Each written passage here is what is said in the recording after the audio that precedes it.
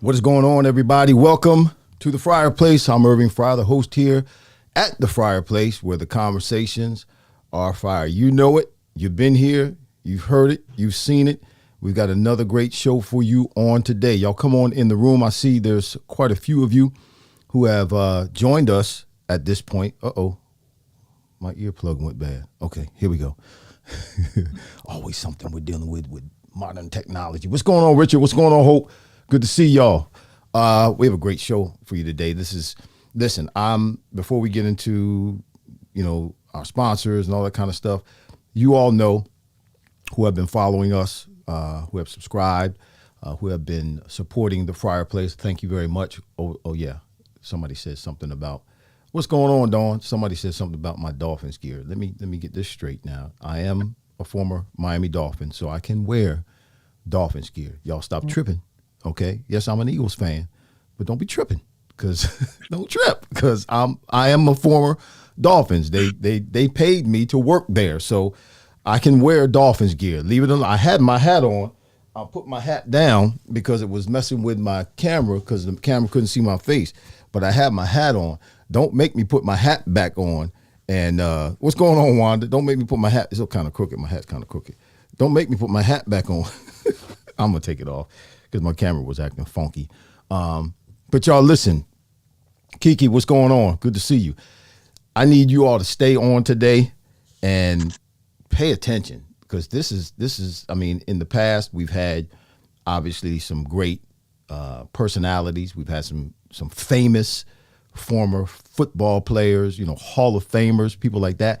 But the more, and I'm going to call him Cat because that's old school. That's what I do. The more I read this cat's bio that we're going to have on today, the more impressed I am because what he's doing is what life is supposed to be all about.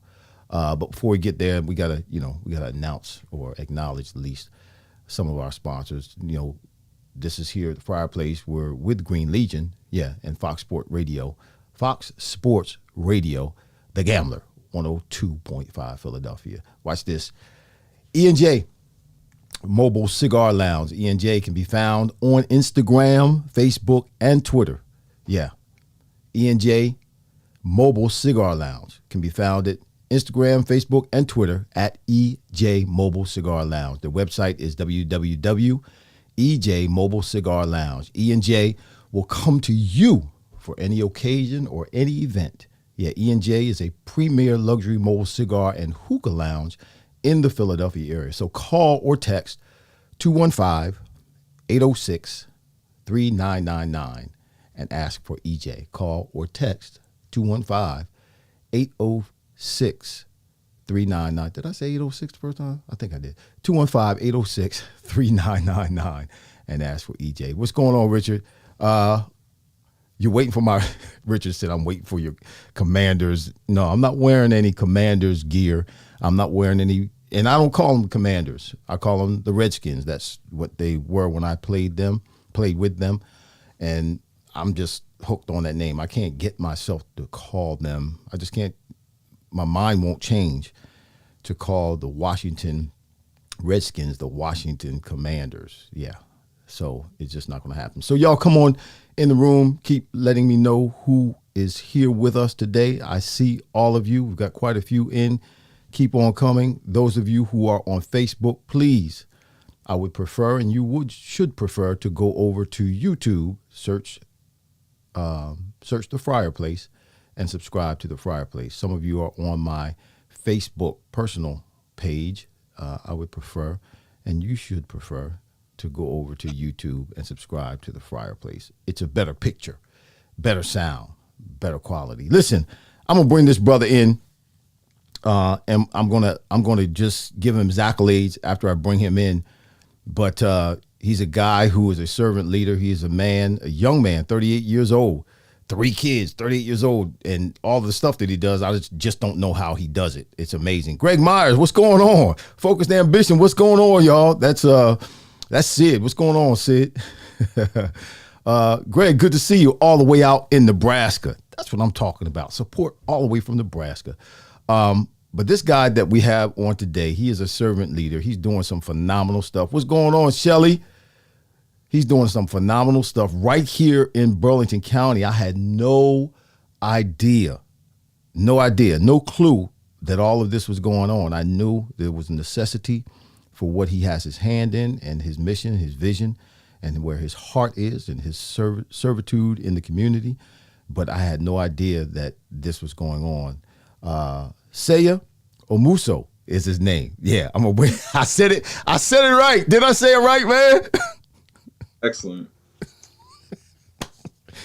That's the last time I'm gonna say his name.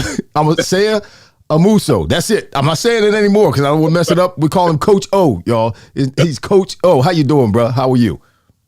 I'm doing well. Thank you again for having me on today. Man, listen, when you came on into the green room before the show, I was expecting, I'm reading this bio and all. I was expecting someone older, not an old man like me, but at least someone, you're 38 years old and you've accomplished so much. I'm going to read some of this in a minute, but what is that in you? I mean, when we look, people like myself, my age and my generation, I'm a baby boomer. I'm 60 years old, and the baby boomers are getting older now. We're kind of starting to leave the workforce, and your generation is starting to take over the workforce. But man, we have when you talk to baby boomers who own businesses, you talk to baby boomers who have lived their lives a certain way, there's a challenge when it comes to, igniting the next generation and getting them to become a part of the workforce and do it with integrity and do it consistently and do it over time, and eliminating that mentality of entitlement that seems to, exude through that generation, or in that generation, it seems to dominate. What is it in you as a young man, 38 years old, that started this ball rolling and keeps it going, man? How did you develop that mentality?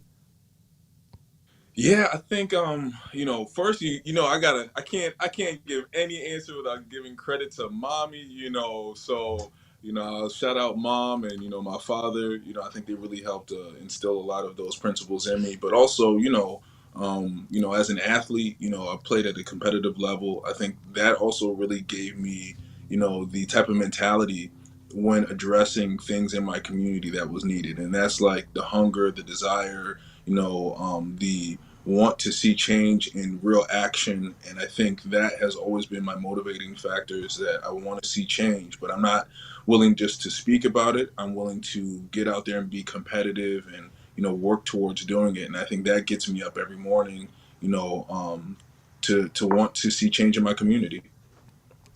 That is absolutely. I'm going to read some of this, and this is not Coach O bragging on himself, you all. This is me bragging on this brother, because and I'm not even going to scratch the surface of all this stuff. It's a whole lot of, there's a whole lot of stuff here on this paper, but But he's a founder, and we're going to talk about this, the founder and executive director of the Opportunity League. He's been the founder and the director since 2009. He's received his bachelor's degree in marketing from Cabrini. Is that Cabrini University? Yeah, Cabrini, yep, Cabrini University.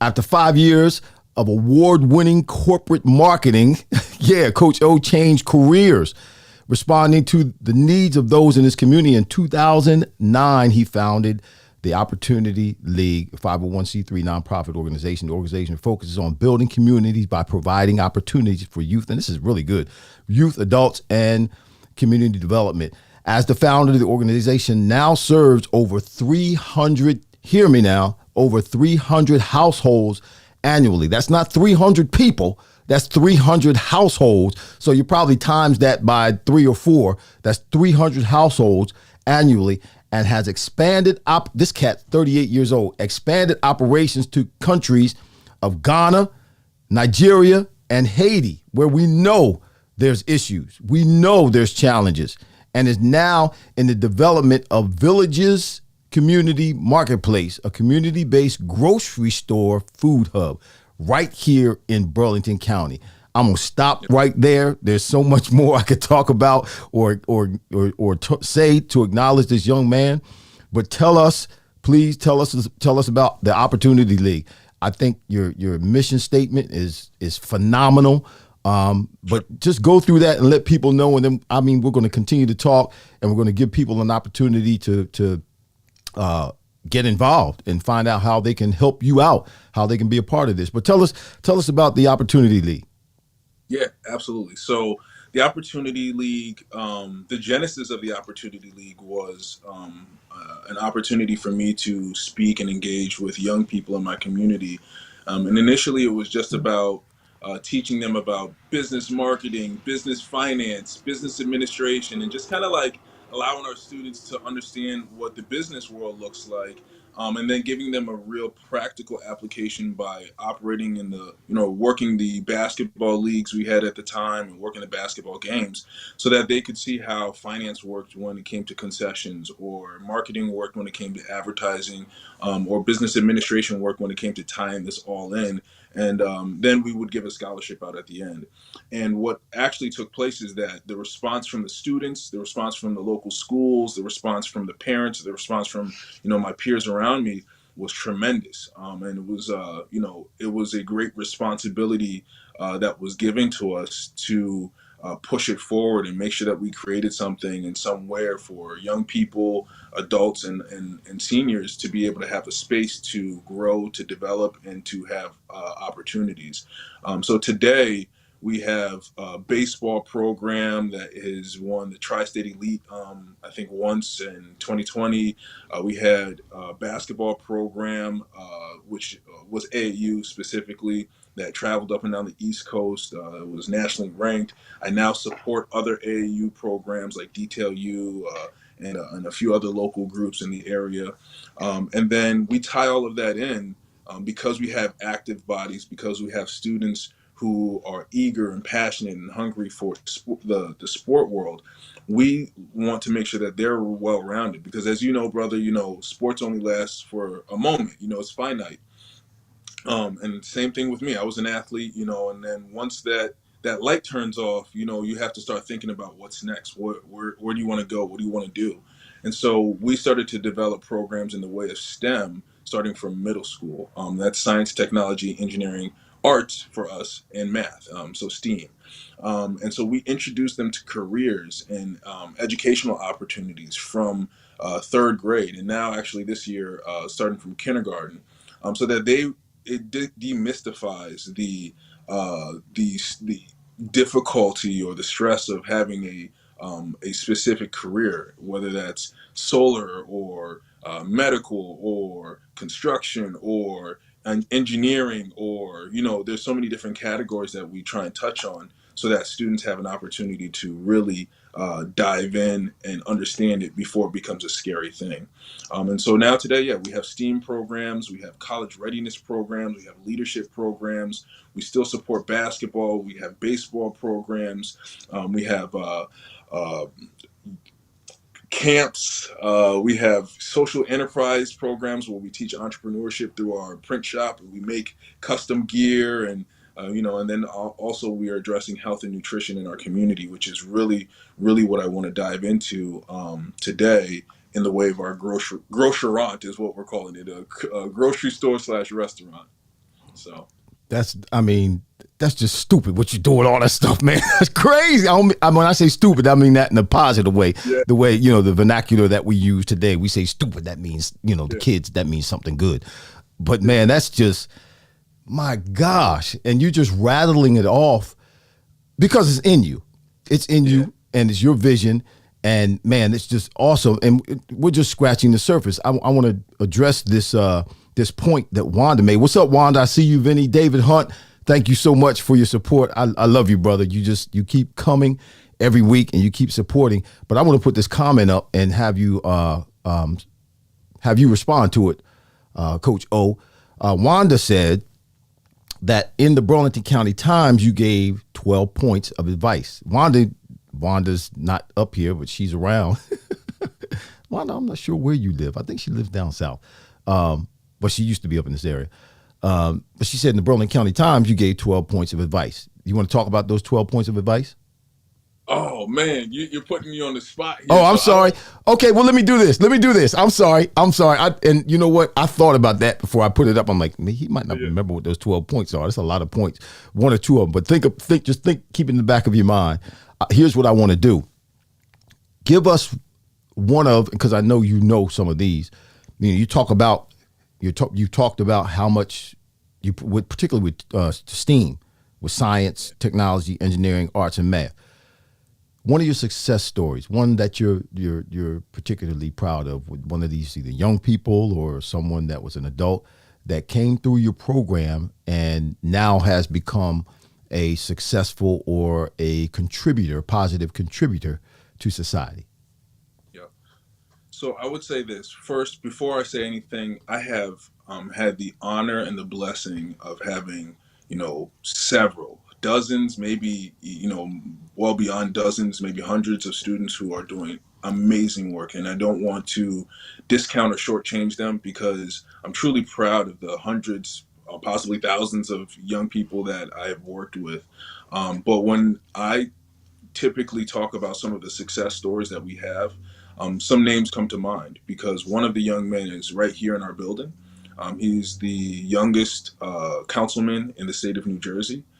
He started his own nonprofit in lieu of some of the work that we do here. I think, it's been quite a bit inspiration to him. He started with me when he was in, I think it was his freshman summer, sophomore year. So he's about 14, 13 years old. And today, he runs a successful nonprofit in Camden, mentoring young men and, giving them an opportunity to play basketball. He does a scholarship program with Beyond, or excuse me, the Give Back Foundation, where they do free room and board tuition for 4 years. And he is one of the people who come to mind. His name is Councilman Ricardo Dale from Beverly, right here down the road from Burlington City. I have another young man who works with him, Marcus Roberts Deloach, who similar, he's written and published, I think 5 or 6 books at this point. He's a head coach at a high school in Pennsylvania. I was honored enough to be the witness for his marriage. So just another amazing story.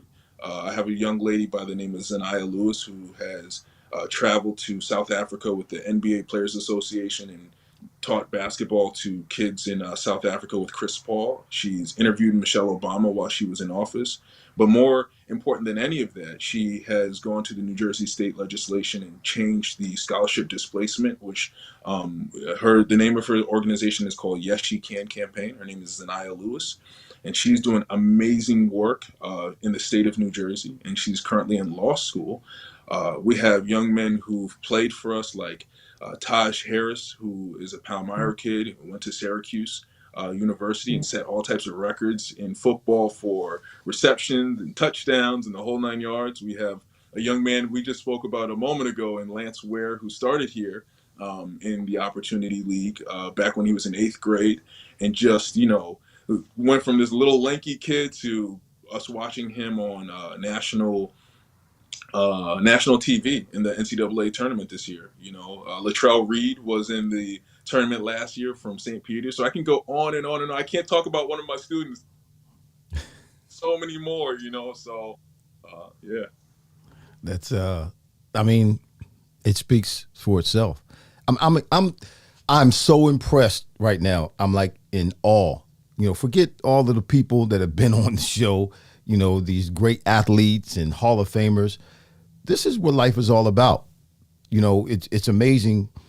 It's said that the measure of someone's life is gauged by how many people they help while they're here. If you are able to help someone while you're here, that's what we're supposed to do while we're here, is to reach out and to help those in need. And they help someone in need. And if everyone helps someone, everyone would be helped. Everyone would have what they need. So man, I'm going to commit right now. You have access to me through Push Boy, Sid, and Isaiah. You have access to me. I am going to, and I'm busy, but I'm going to make myself available to you, because what you're doing is what I'm all about. That's what I've always done. Maybe not in the capacity that you're doing it. And we're going to get to the grocery store in a minute, but you're doing this and the plan, the vision is just phenomenal. You have a vision, or you have in place the 5 stages that you address in someone's life, from the time that they're a child in elementary school. Talk about that and how that came about, and how you use that to get people on track and to focus and to maximize themselves in each one of those stages in their lives. Talk about those 5 stages. Oh, absolutely. So to me, I would like to say that I like to observe and reflect. That's kind of the way that I take information in. And having gone through the education system like all of us, I kind of, at the end of my time, took a moment to like really observe, reflect on what I had experienced. And looking back at elementary school, looking back at middle school, I started to realize that, school probably wasn't, isn't articulated to us.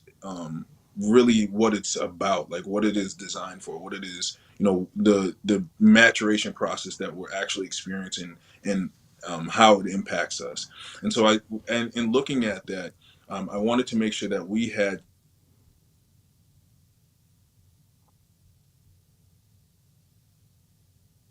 Okay. All right. He froze. We're going to bring him back. I don't see him, but y'all, you got to really admire what this young man is doing right now. I think he just went off. He's going to come back in.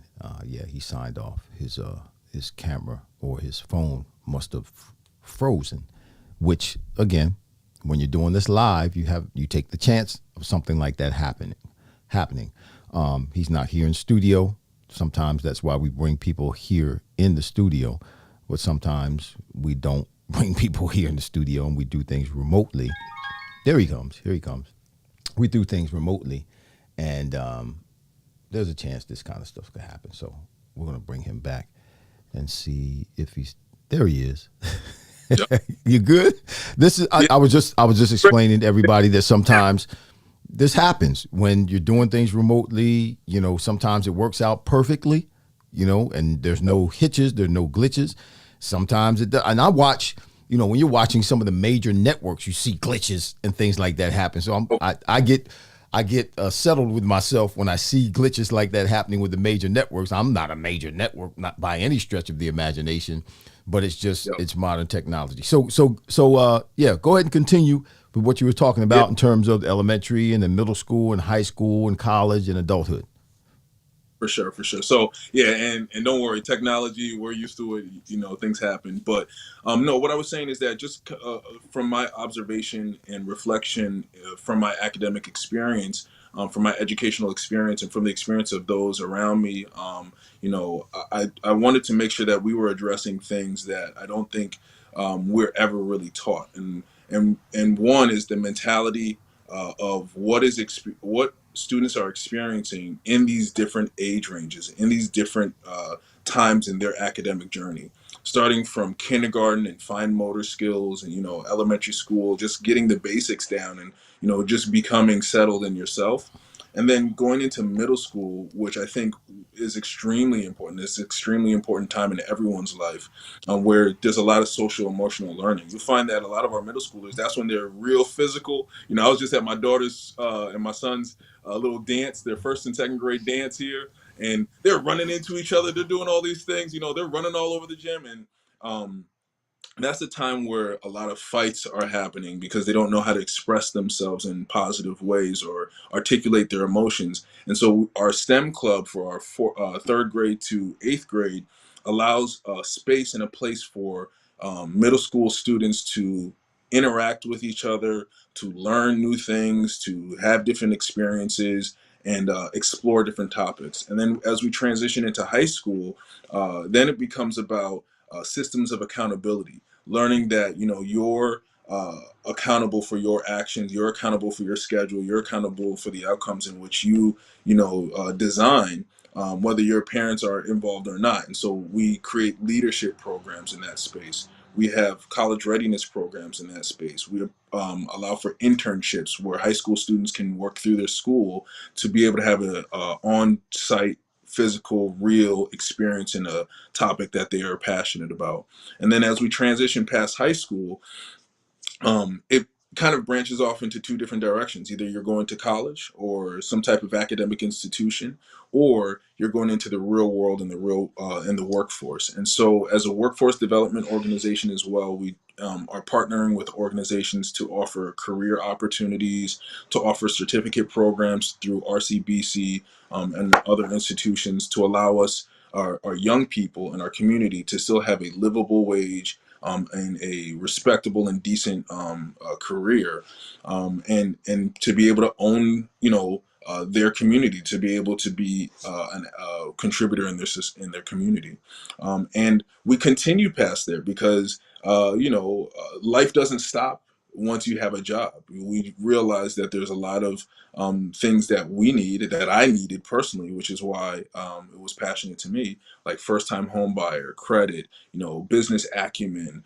entrepreneurship. These are things that we offer to our adult population to teach and learn and really take in.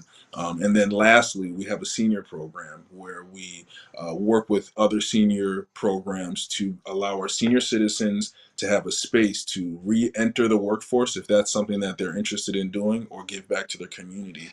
And so we have currently in our office, we have 4 awesome, amazing seniors that help keep this ship afloat. So yeah, we try to make sure that it's well rounded. Wow, that's just, I'm just in awe. I am. You keep talking, and the more information you spit out, the more impressed I am that things are so organized, that things are so oiled, and you've got the cooperation of these young people, man. I have a question. I see you, Brother Pastor Winsley. God bless you, and Wanda, or Wanda's on, and Cheryl Williams. God bless you. Thank you for being with us today.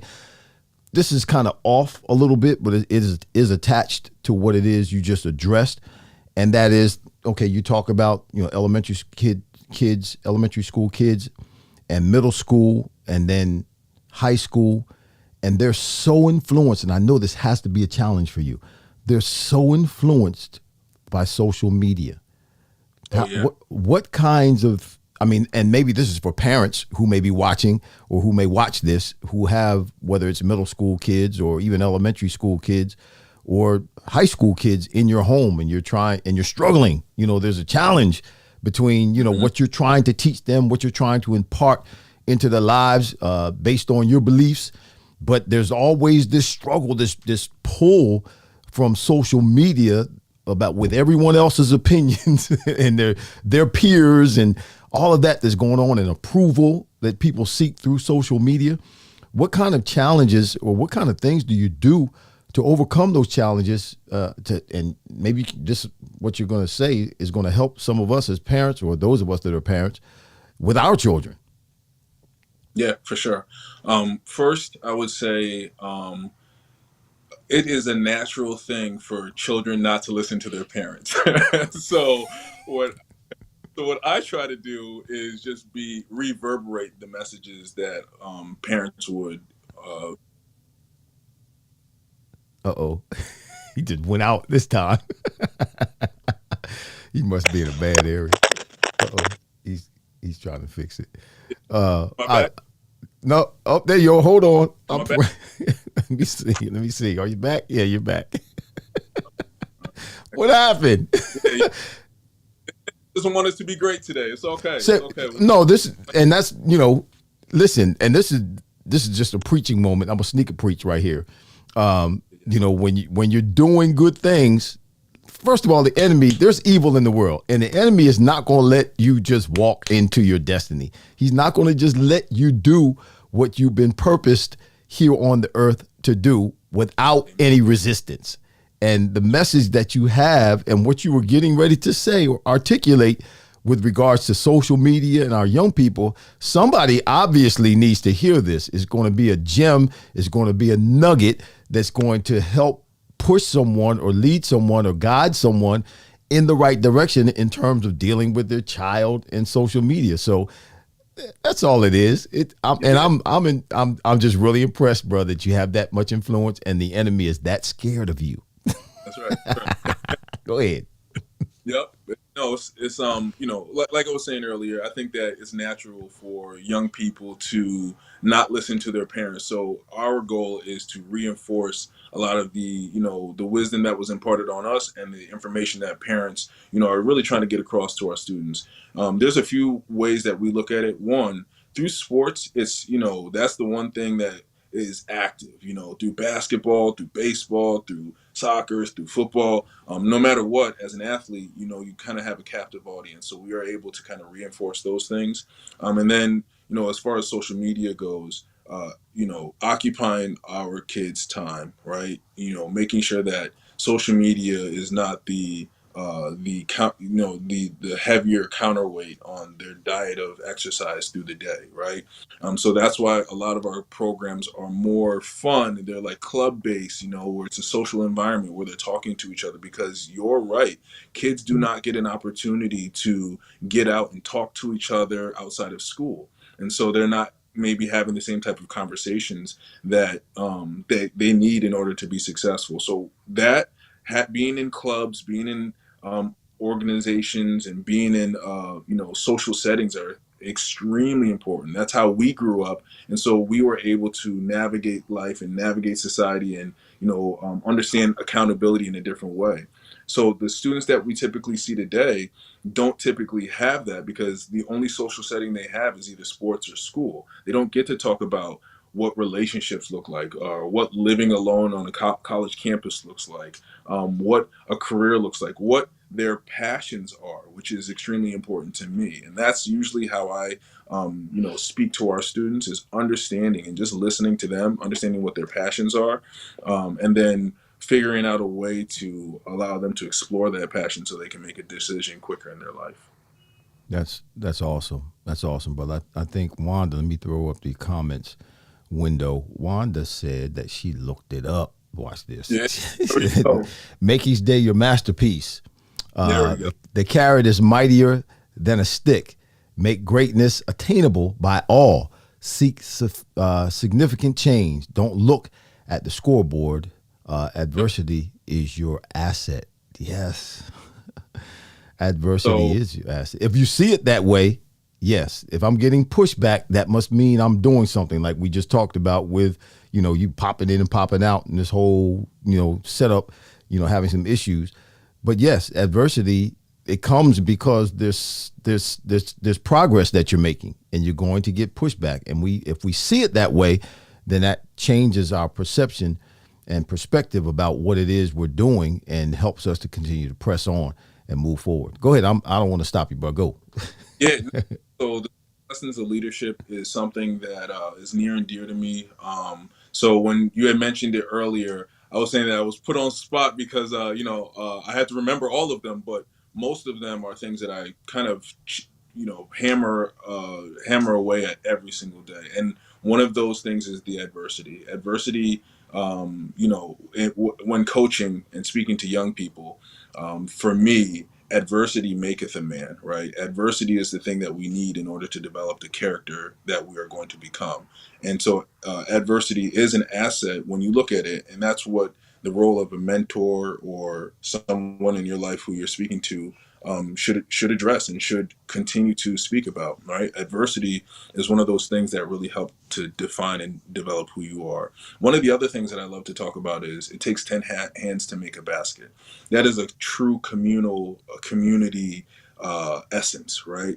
The work that I do here, I can't take full credit for. The work that I do at the college, I can't take full credit for. Any work that's would be considered a great work is usually done with a great team or a great group of individuals. It doesn't have to be a large group, but it does take several hands to weave a basket. And so we talk about that in the way of collaboration, self-sacrifice, ego-free, just being able to work in groups collaboratively to accomplish a mission.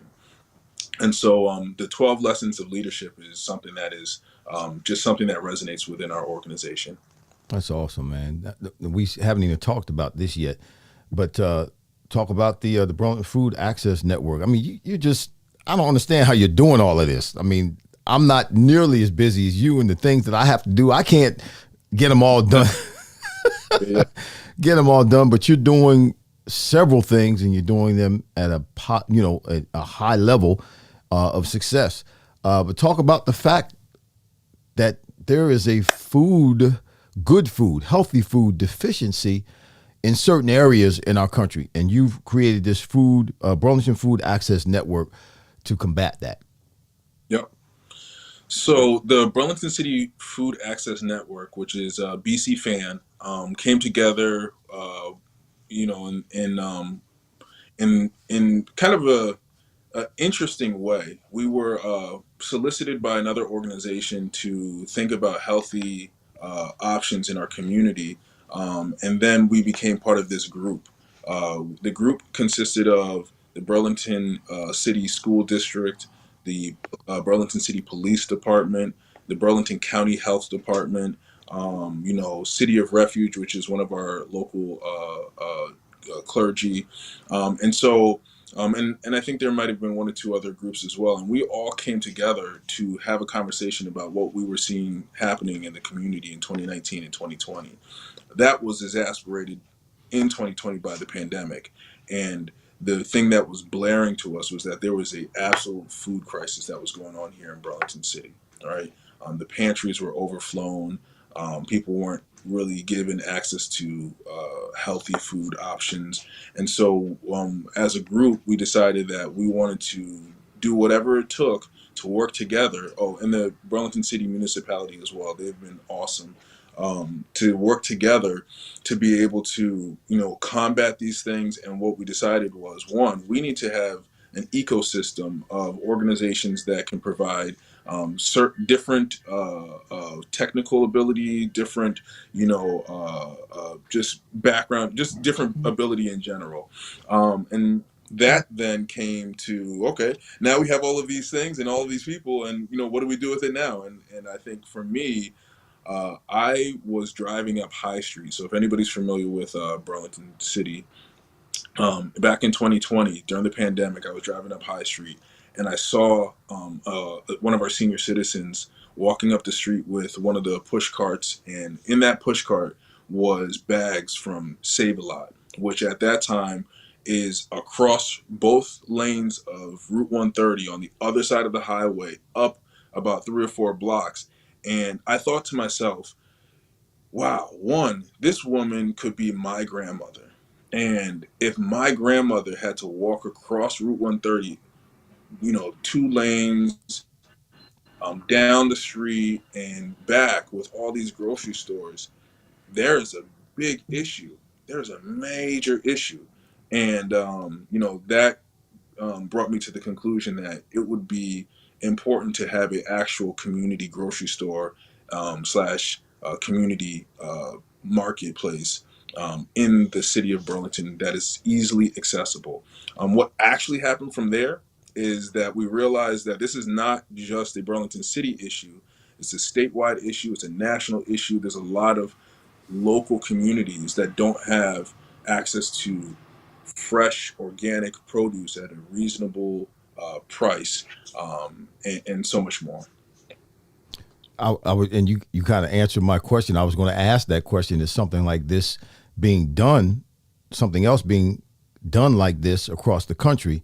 And what brings this about? What causes this? How do we in the United States of America, supposed to be the greatest country in the world, how do we have communities that don't have healthy foods, that don't have fresh produce, that don't have vegetables and the things that people need to live healthy lives in terms of the food that they consume?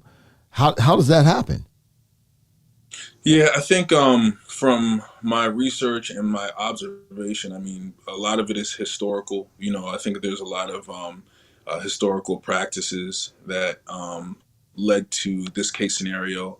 And then also, there's a terminology that I have investigated for quite some time that I think is important to address to the community, that's important to address with municipalities and different communities, and that is social engineering. And for a long time, if you go into any community, especially Black and Brown communities, you can list off the top of your head what you're going to see, right? You're going to see the liquor store, you're going to see the Chinese, the Asian food store, you're going to see your bodegas, you're going to see kind of like, those features in our communities. And we really haven't had an opportunity to grow and develop organically things that are important in our community that visually represent what we would, what we need, and then also are operated by people who look like us, who also have an affinity and who have a natural understanding of what we need. And so, I think that speaks to some of the causality, like the reason why we're at this point. But and I don't think that I have all the answers, or I know all of the answers, or I know, everything that needs to happen. But I hope to be just a inspiration or a beacon to other young people and other people, in the state or across the country, to come together and continue to build on solutions like this. Well, you don't need to have all the answers, brother. You're doing something about it. You're doing something about it right where you are. I know there's people all across this country. I think about my friend Deion Sanders and what he's doing in the football arena, and he's doing it on actually a worldwide, because everybody across the world knows what Deion's doing right now. He's doing it worldwide, and he's doing things in a big way, and having a big impact on a level that most people never have an opportunity to even touch or even sniff. But here you are. It may not be nationally known. It may not even be known, because I didn't know it until today, or before today, until we decided to have you, Push Boy, and my crew with Fryar Media researched and brought you on the show. I didn't know what you were doing, but brother, what's more important? No, they're both just equally important. There's got to be boots on the ground. You're the boots on the ground, doing the work, doing the hard work, doing that everyday work, doing the roots work that needs to be done so that the big things can get done. So my hat is off to you, brother, for what you're doing, the time that you're spending, the commitment that you have, just your mentality. And I'm going to commit myself to you. Like I said earlier, I'm going to say it again. Get me involved. You have access to me. Tell me what you need. How do people get involved? How do we help you out? What do you need from people besides to get the information out? What do you need, or how can someone who may not be able to put time in at the grocery store, or do something at the school, or help you out in certain areas with, the kids, how can they help? Yep. So if you go to our website, which is theopportunity.org, that again is theopportunity.org, or if you are on Instagram or Facebook, it's the O League. If you search us and kind of look us up, you'll have an opportunity to fill out, some paperwork, some application to become a volunteer. We call our volunteers change makers. We don't call anybody a volunteer. We call them change makers, because that's what we've set out to do. And so we're always looking for change makers in several disciplines, from an administrative perspective, just helping with, making sure that all of our T's are crossed and I's are dotted, to a program volunteerism. If you like working with young people and you can, pass a background check and you want to be active in a young man or young woman's life, we're absolutely looking for that. We're looking for coaches, people who want to be mentors and have a lifelong journey with young men and young women, in that type of impactful way. We're also always looking for students, high school students and college students and young adults who may not be in school, who want to have a unique experience in internships, apprenticeships, to be able to pursue their passion. Or for those who are not, 100% with what their passion may be, to explore maybe some different passions and different pathways. So we have like an agriculture pathway that I, love talking to students about, to just kind of expose them to something completely different. So, I mean, do you have to have like a degree? Do you have to? And I'm just asking this because I know the answers to it, but maybe someone is thinking this. What's going on, Stu? I see you, bro. God bless you. Do you have to have a degree? Is a certain? I mean, I may not pass. See, I may not pass the background check, so I may not be. But are there certain are there certain? I'm sorry. Yeah. Are there certain Are there certain qualifications that you need to have, or do you just need to have a willing heart? You really just need to have a willing heart. This is a marathon. We are not in it for just the show and glow. So you really need to have a willing heart, to be able to participate and contribute. And in regards to just different backgrounds and whatnot, we have a really large platform, or a large group of individuals. So we're not in a place of judgment. We want to make sure that our entire community is being served. And whether you have a background or not, for those who are watching and listening, it's still worth a conversation, because we have so many resources and so many partners and so many affiliations that it's important to really work with our entire community. So that's one thing. And then also, I would be remiss to mention, for those who are in a position who may not be able to physically participate or physically, join in the organization's activities. If, somebody wanted to donate or contribute in any type of way, there's also a donation tab on our page. But also, we are doing a brick fundraiser. And so we're selling bricks right now for the community marketplace, where you can get your name or organization or family or someone who you want to memorialize, put on a brick, and we're going to lay it out in front of the store really, really clean and beautifully, so that people can see who was a part of this process from its onset, who supported this process from its onset, because that is extremely important to us as we open up this first community marketplace. Nice. We didn't even get to this part, and we got a couple of minutes left.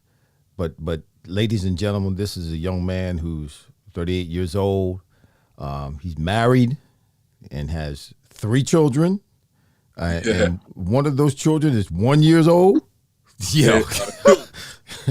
So what that's, and he's I just scratched the surface with his accomplishments and the things that he's involved with right now. He's on multiple boards. He's involved in things in the community other than what he is doing in terms of the director and the founder. He's really, really committed himself to the betterment of his fellow man. And he removes any excuse that any of us would have in terms of, not giving of ourselves to better our communities, to serve others. He really does. He's got just to have a 1 year, at 38 years old, to have a 1 year old child and have a job, just one job, and be married. That's to do those 3 things at 38 years old and be successful in those 3 things. Yeah. That in and of itself is a handful, is a day full. It's a 24-hour, 7 days of the week job. and yet and still he does all of these other things, and not for himself, not for himself. He's doing it to benefit the lives of others. And I'm just totally impressed, bro. You are not normal. This is not a normal. You're not normal. This is not normal. They call you Coach O because nobody can pronounce your name. So they call you. Yeah. Like I said it one time, twice in the beginning. I'm not even going to try to say it again, but they call you Coach O because you were a coach, a basketball coach at Rowan. I mean, then I guess things evolved into to these other entities that you're involved with. But talk about your involvement with coaching. How did you get into coaching? Obviously, you were an athlete and you played sports, but how did you get into coaching? Yeah.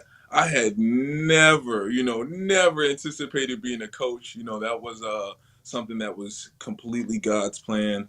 I walked into a gym one day, doing work with the Opportunity League, and I was just talking to the students, just talking to them about life, talking to them about their pathway, and just kicking it with the students. And the athletic director over here at Doan Academy, Justin Cooper at the time said, wow, you have this affinity to young people, and they are listening, and they're actually, taking this stuff seriously. Have you ever thought about coaching? And I was like, I don't know about, coaching, and he convinced students convinced me, and I started at Doan Academy. I coached there for 8 years with Williamson. I had an amazing journey, and then I had an opportunity to coach at DeVry University, and then that evolved into just more opportunities just to coach.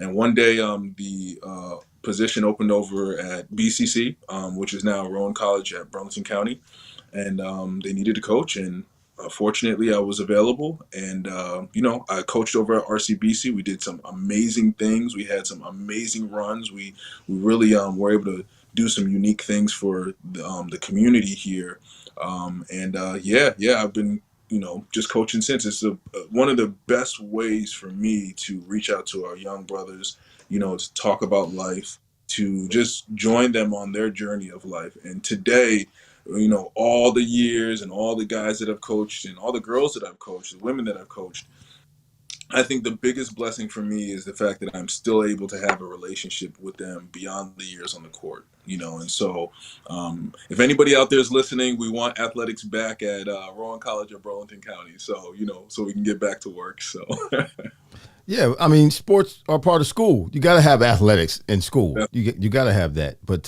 so you're still coaching right now. I am not. I'm not coaching, in the traditional sense. I work with my kids. I work with the kids in the community. I volunteer at the rec program because my kids play. But no, I'm not coaching like professionally like I have done in the years prior. When the pandemic hit, the unfortunately RCBC decided that athletics was not part of the mission moving forward.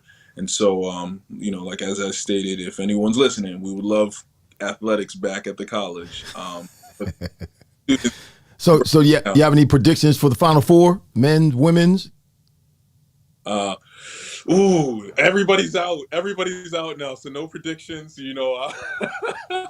Once Princeton won that first game, my whole bracket was done. I just sat back and watched. So, Yeah, a bunch of brackets got blown up early because the higher tier schools, Kentucky and all, well, UConn's in the Final Four, but a lot of the higher tier schools, they got knocked out early, man. It's that's why they call it March Madness. right, that's right. March Madness. So listen, before we go, just tell the people one more time where they can go, what they can do to support your organizations, whether it's the marketplace or whether it's the mentoring facility that you have with the different stages, whether it's elementary school, and do they need to be specific, and how specific do they need to be in terms of what it is they're volunteering for? Oh, absolutely. So, if you go to our website, theopportunity.org, again, that's theopportunity.org. You'll be able to click on the Change Maker application, which is our volunteering application at the top right hand corner, and that allows you to choose some of the fields or write in some of the things that you may be interested in. So you can always volunteer in that way. We always love visitors at our headquarters in Burlington City, which is at 11 West Broad Street, right smack dab in the middle of the city, across the street from the train station. So you can always pop in and meet our great seniors and our staff here, and they can tell you a lot about the organization as well. You can go visit us on social media at the Opportunity or the O League on Instagram and the O League on Facebook. Uh, and we would love to hear from you. And yeah, and you get a chance to talk to me, my wife, or our HR director, Brenda Johnson, and learn more about the organization and what you'd like to do. Listen, we're out of time, but we ain't out of time because we got to bring you back on the show. I really want to get over there and see exactly what it is you're doing and do a whole piece on both organizations and bring you back. I mean, is there anything like this being done somewhere else in the country? Is there a model that you've established? First of all, let me say this: I like your taste. We get some in common. I like that art you have back there in the back, bro. I like that. That's nice. That abstracts, yeah, that is nice. So we got some stuff in common. But is there anything like this being done anywhere else in the country, or are you the first? I mean, I've heard in the past about communities that don't have access to healthy foods with regards to being able to go to the grocery store and why that is. We won't necessarily get into that, but I've heard that there's been that issue or that challenge across the country, and I don't know. I haven't heard of anyone establishing a marketplace to address that issue. But do you know of any other places or any other states in the country where they're doing the same thing, and have you been able to partner with them? Yep. So I've heard of a few organizations, and they're in our research when we initially started doing this project. We wanted to see what was out there and what was available, and their success stories and their failures, and so there was a group in Connecticut that we reached out to understand a little bit about their journey. And then my wife and I flew to California actually and met with a group in Inglewood called Hank's Market, which she was a legacy owner. Her father had owned a store that was a liquor store in the community, and she converted it into a community grocery store. And so we were able to learn quite a bit from her as well, some of her successes and failures. But I don't know that there's anyone quite like us who's incorporated sports, community engagement, health and nutrition, educational and career pathways, and social enterprise and all of those things together. But as they say, there's nothing new under the sun. So I can't say indefinitely there's no one else, but we haven't seen too many folks like us. That's good, and that's not good. So we have to do our part. Yeah, we have to do our part to make it known, to see if we can't get this to the point where it's duplicated across the country. Wanda got a question. Let me put Go for it. Yeah, no, they get engaged. She's engaged. Wanda says, "Do you have a community garden? Is there a community garden?" That's a good question, Wanda. Yeah. So at the marketplace, there's an entire atrium. There's an entire, I don't know, it's about maybe a tenth of an acre or so. It's quite a large area. And we've dedicated one of our former interns turned staff member, who is now a young engineer at a custom helicopter company, has designed a raised community garden bed space. It's a 30-foot by 30-foot, but with all these different components within it, and it allows for our whole community to participate in growing. And that is going to be located right next to the marketplace. Wow, and he's going to water it from the air with the helicopter. Right. In case there's a drought, he's going to bring water in with the helicopter. My God. Well, listen, Coach O, like I said, I'm not saying your name again.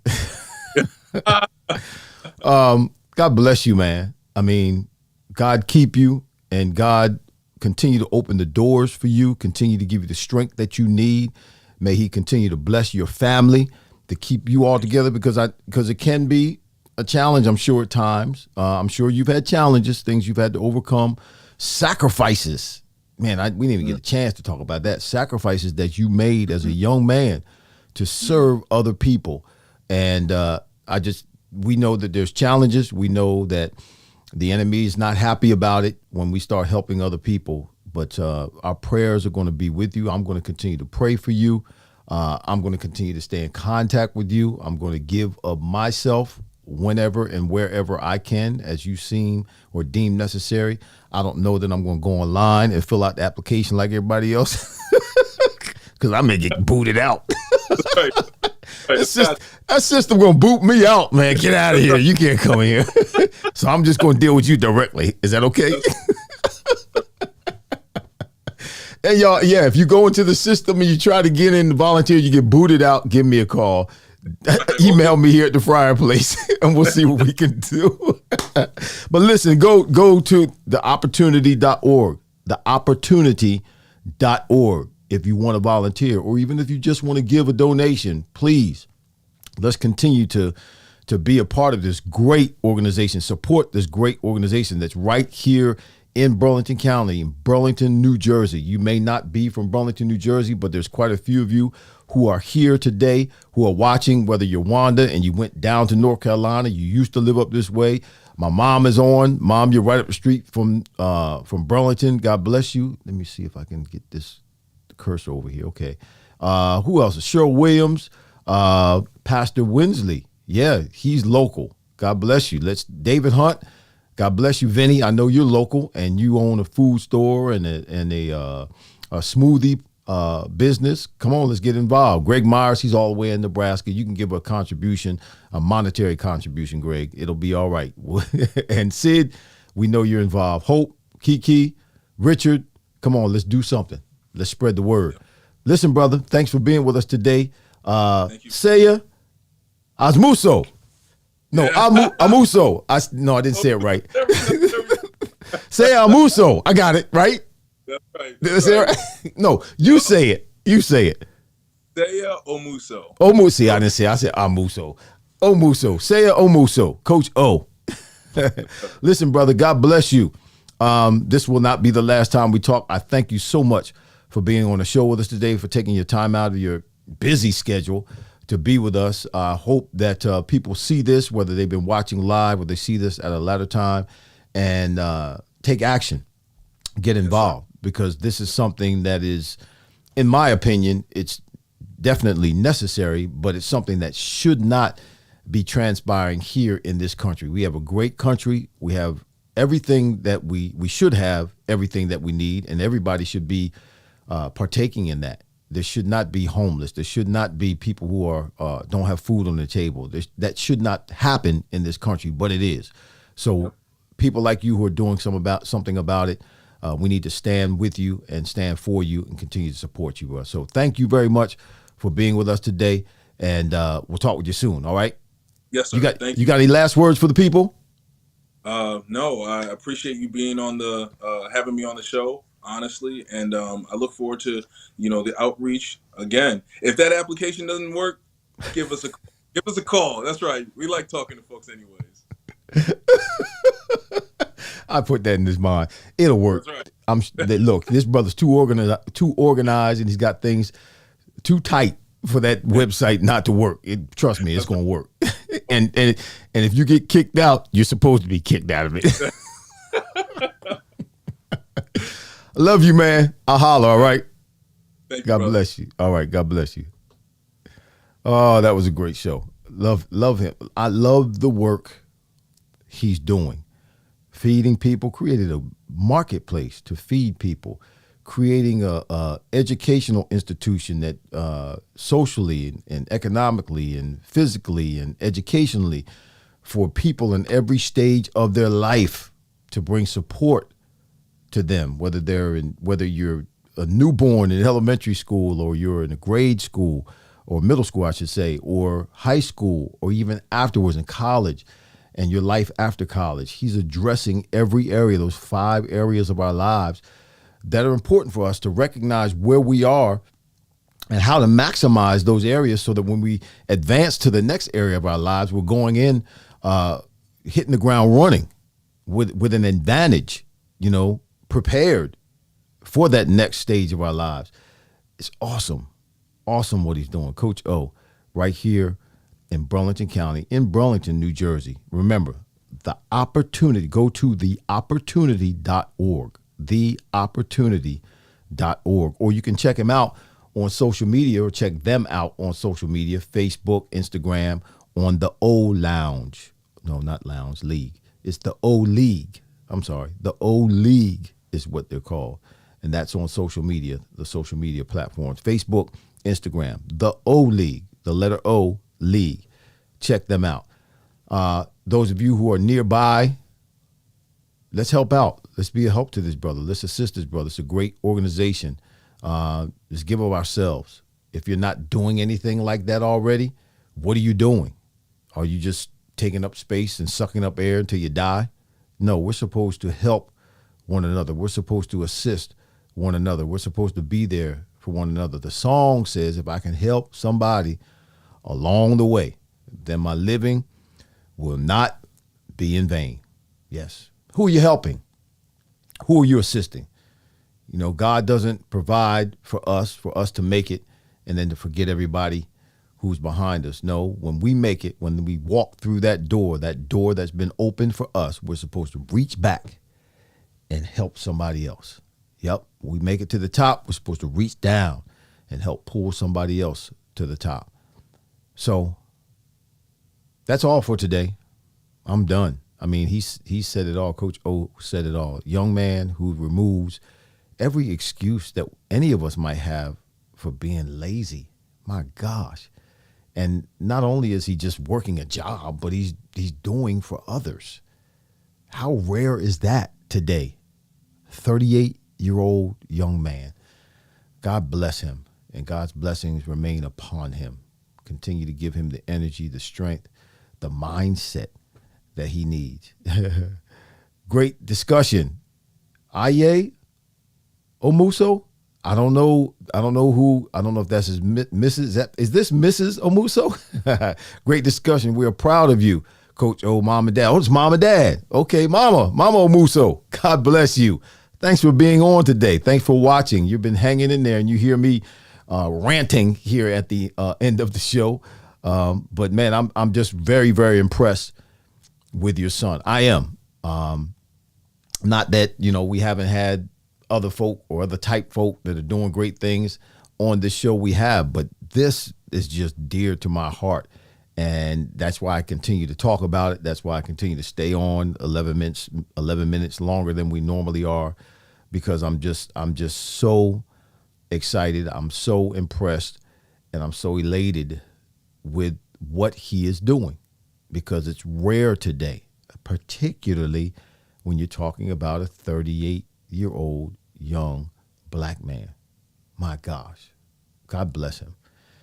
So thank you, Mother Omuso. Thank you. God bless you. Wanda, thanks for being with us today. Mama, thank you. Zori, she said hello. Zori, my niece, said hello, Uncle. Y'all see that in the comments. Hello, Zori, or Zoro.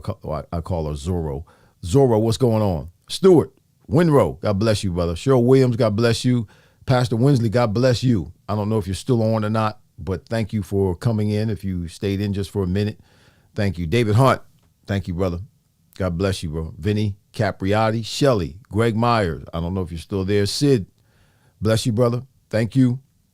Kiki, I think I said Wanda. Richard Melton, Dawn Winrow, thank you for being on today and your support. I said Richard Melton. I said Hope. I didn't say Hope Wiley. Hope, God bless you. Y'all, we're out of here. We'll see you next week. We have a great, oh my gosh, our guest next week. You're not even going to be able to guess. You'll never be able to guess anyway, but this is going to be one of the best shows in terms of information, in terms of things that will surprise you, an accomplishment from someone who you wouldn't think would be able to accomplish everything, and it's a she, that she's accomplished.